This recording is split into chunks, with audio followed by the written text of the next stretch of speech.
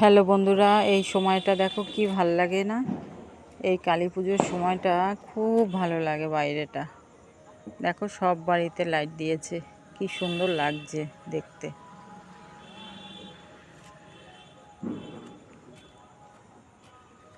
এত সুন্দর লাগছে, এই দিনটা আমার খুব ভাল লাগে। সবার বাড়িতে বাড়িতে আলো,